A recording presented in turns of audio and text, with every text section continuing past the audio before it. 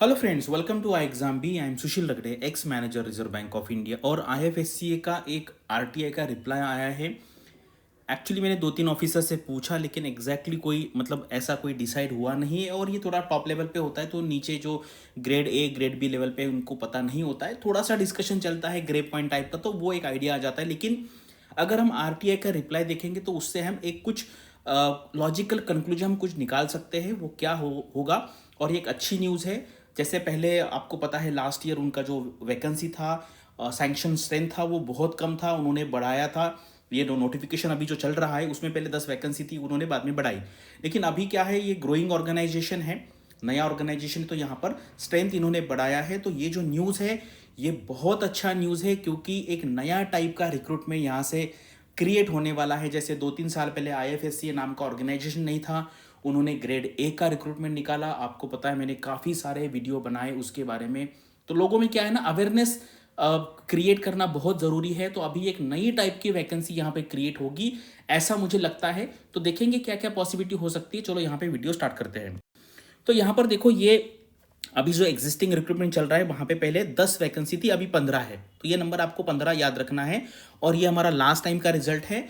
और अभी भी मतलब इसका एनरोलमेंट चल रहा है। जो लोग इस बार फेज 2 क्लियर किए हैं, जो इंटरव्यू देने वाले हैं, वो यहाँ पे मैंने नीचे लिंक दिया, वहाँ पे आप रजिस्टर कर सकते हैं और इंटरव्यू का गाइडेंस ले सकते हैं। तो चलो अभी आते हैं। ये है sanction staff strength of IFSCA 30 नवंबर 2024। करेक्ट। तो अभी जैसे अभी as of now total actual जो स्ट्रेंथ है सैंक्शन वो 52 है। एक्चुअल स्ट्रेंथ अभी 33 है। तो 19 अभी वैकेंट है। लेकिन जो मतलब मैंने आपको 15 दिखाया, वो यहाँ पर अगर 15 रिक्रूट हो जाएंगे, क्योंकि अभी ये 30 नवंबर का पोजीशन है, यानी कि ये रिक्रूटमेंट हो जाने के बाद यहाँ पर कितने पोजीशन बचेंगे, 4 बचेंगे। ठीक है। अब यहाँ पे क्या है, अभी देखो ये मैनेजर लेवल है, grade B, grade C, grade D. तो यहाँ पर क्या है, इतने पोस्ट अभी वैकेंट हैं। तो इसमें से क्या होगा, कुछ लैटरल रिक्रूटमेंट से फिल होगा और कुछ प्रमोशन से होगा। प्रमोशन से यानी कि सबसे जो पहला बैच था आईएफएससी का, वो यूपीएससी के जो उनके मार्क्स थे, जो मेंस के मार्क्स थे, उसके बेसिस पे सिलेक्शन हुआ था। तो यहाँ के कुछ लोग हैं यहाँ पे चले जाएंगे। करेक्ट। कुछ लोग हैं, जैसे मान लीजिए 10 भी लोग जाते हैं, तो वो 10 और ये अभी के 4, यानी कि 14-15 का रिक्रूटमेंट अगले साल फिर से होगा। ये हम इससे लॉजिकल कंक्लूजन निकाल सकते हैं। आप ही बताएं, निकाल सकते हैं या नहीं निकाल सकते। ठीक है। उसके बाद देखो, ये अगर आप एनोलॉजी लगाएंगे तो 2 टाइप के पोस्ट है। असिस्टेंट मैनेजर यानी कि ग्रेड ए, आपको पता है जैसे आरबीआई में है ग्रेड ए, उसके नीचे क्या होता है, आरबीआई असिस्टेंट होता है, उसके नीचे ऑफिस अटेंडेंट होता है। नाबार्ड में भी ग्रेड ए होता है, उसके नीचे नाबार्ड डीए है, उसके नीचे ऑफिस अटेंडेंट है। तो उसी तरीके से मुझे ऐसे लगता है कि ये ग्रेड ए के नीचे ये होगा, ये असिस्टेंट लेवल का होगा, उस ग्रेड पे लेवल का, और ये जो होगा वो अटेंडेंट लेवल का होगा। करेक्ट। अभी ये तो कोई भी फिल नहीं किया है। करेक्ट। और यहाँ पे अभी 3 लोग हैं, पता नहीं अभी ये, इसलिए मैंने कहा इसका डायरेक्ट रिक्रूटमेंट भी हो सकता है या कॉन्ट्रैक्ट बेसिस पे भी ये पोजीशन फिल कर सकते हैं, क्योंकि ये 3 वैकेंसी है।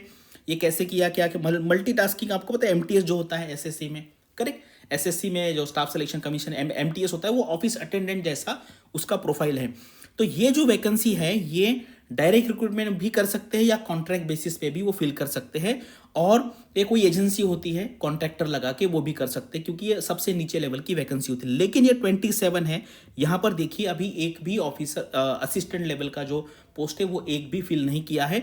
अभी उन्होंने 27 वैकेंसीज क्रिएट की है, क्योंकि आपको पता है कि जो क्लरिकल लेवल का स्टाफ यहाँ पे लगता है, इसको इन्होंने executive assistant, senior executive assistant, executive superintendent, यानी कि इसमें भी कुछ लेयर्स होंगे। तो मुझे ऐसे लगता है आगे आने वाले टाइम में ये जो 27 है, मतलब सैंक्शन तो 27 किया है, आज के डेट में कोई भी नहीं है। तो 27 में से कुछ पोस्ट, यानी कि सबके सब पोस्ट कभी फिल नहीं होते हैं, तो इसका कुछ ना कुछ छोटा मोटा नोटिफिकेशन आ सकता है। जैसे आईआरडीए का कुछ साल पहले, 8-10 साल पहले उन्होंने मतलब जो अभी ग्रेड ए होता है उसके नीचे, उसको पहले आई थिंक जूनियर ऑफिसर कहते थे, उसके नीचे का क्लरिकल लेवल का रिक्रूटमेंट आईआरडीए ने भी किया था। लेकिन उसके बाद 8-10 साल हो गए हैं, अभी उन्होंने रिक्रूटमेंट नहीं किया। तो मुझे अभी यहाँ पे 2 अच्छी न्यूज़ दिख रही है। तो यहाँ पे अभी 4 वैकेंसी है ग्रेड ए में। और यहाँ पे कुछ लोग ऐसे होंगे जो ज्वाइन नहीं करेंगे, आरबीआई नाबार्ड से भी सारा साइमल्टेनियसली चल रहा है। कुछ लोग यूपीएससी भी जा सकते हैं, तो वहाँ के 1-2 पकड़ लो। और यहाँ पे कोई प्रमोशन हो जाने के बाद वहीं वहाँ से कुछ 8-10 वैकेंसी आएगी, तो अगले साल भी आप 10 से 15 का वैकेंसी एक्सपेक्ट कर सकते हैं ग्रेड ए में। और उसके नीचे का जो लेवल है असिस्टेंट लेवल, वहाँ पे भी कुछ रिक्रूटमेंट हो सकता है। इसके बेसिस पे ये मैंने कंक्लूजन निकाला है। आप बताइए इसके बेसिस पे आप कुछ अलग कंक्लूजन निकाल सकते हैं तो आप यहाँ पे बता सकते हैं। तो एक अच्छा न्यूज़ है जो IFSC जैसे ऑर्गेनाइजेशन में जाना चाहते हैं, जिन्होंने पहले दिया है फेज़ 1 निकाला है या फेज़ 2 का एग्ज़ाम दिया है, इंटरव्यू में सेलेक्ट, अभी कुछ लोग इंटरव्यू देंगे, सबका सिलेक्शन तो नहीं होगा, कुछ लोगों का नहीं होगा। तो आने वाले टाइम में ये जो सारी रेगुलेटरी बॉडी एग्जाम से आपको पता है, IRDA का पता चल गया है कि वो आने वाला है, अभी IFSC का भी लग रहा है कि वो आएगा, नाबार्ड का तो एवरी ईयर आता है, RBI में भी ग्रेड ए या ग्रेड बी आएगा। तो जो लोग ये रेगुलेटरी बॉडी का प्रिपरेशन कर रहे हैं वो अपना प्रिपरेशन कंटिन्यू रखिए, लेकिन घर पर बैठकर सिर्फ खाली प्रिपरेशन नहीं करना है, कहीं ना कहीं ज्वाइन करके प्राइवेट में ज्वाइन कीजिए, प्राइवेट बैंक ज्वाइन कीजिए, IT सेक्टर ज्वाइन कीजिए, कहीं पे RRB, SBI PO, IBPS कहीं पे भी ज्वाइन कीजिए। जॉब करते करते पढ़ाई करना मुश्किल नहीं है, बहुत सारे लोग यहाँ पे कर रहे हैं। कोई भी एग्जाम पकड़ लीजिए, 50% लोग जनरली देखेंगे तो फुल टाइम प्रिपरेशन करने वाले होते हैं, 50% जॉब करने वाले भी होते हैं। तो ये अच्छी न्यूज़ है, आगे आने वाले टाइम में नई नई रिक्रूटमेंट आ रही है, नई नई ऑर्गेनाइजेशन क्रिएट हो रही है, जैसे NAFED हुआ है। तो ये एक अच्छा न्यूज़ है जिनको ये टॉप ऑर्गेनाइजेशन में जाना है। Thanks for watching this video, all the best for your studies and upcoming examinations.